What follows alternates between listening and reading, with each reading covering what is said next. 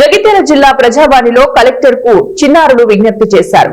ప్రజావాణిలో మోహన్ రావుపేట గ్రామానికి చెందిన ఒక మహిళ తన పిల్లలతో కలిసి వచ్చి చేసిన ఫిర్యాదు ప్రజావాణికి వచ్చిన ప్రతి ఒక్కరిని కూడా కదిలించింది. వివరాల్లోకి వెళితే భూమిని అక్రమ రిజిస్ట్రేషన్ చేసుకుని మమ్మల్ని చంపుతామని తాత, మామ, మరో 6 కలిసి బెదిరిస్తున్నారు. అదే భూ వివాదంలో మా నాన్నను చంపారు.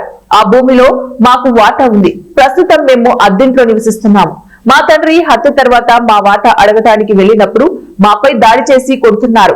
మేము చాలా ఆర్థిక ఇబ్బందులను ఎదుర్కొంటున్నాము. చిన్న పిల్లలం, దయచేసి మా భూమిని తిరిగి మాకు ఇప్పించండి కలెక్టర్ కు విజ్ఞప్తి చేశారు.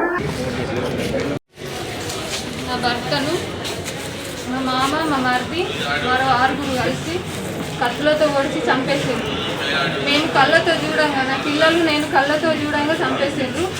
నేను అడ్డం పోతే నన్ను చేతిలో కొట్టిండ్రు.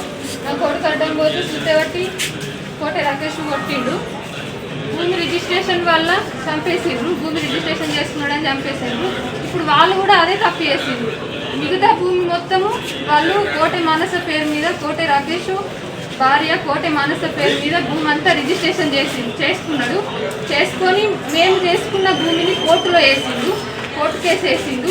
మమ్మల్ని ఎటు కాకుండా మా పరిస్థితి ఇప్పుడు ఘోరంగా ఉన్నది. నా 2 పిల్లలు పట్టుకుని మేము బ్రతుకుడు బాగా కష్టంగా ఉన్నది. మేము కిరాయికుంటున్నాము, వాళ్ళ ఇంట్లో ఉంటుండ్రు.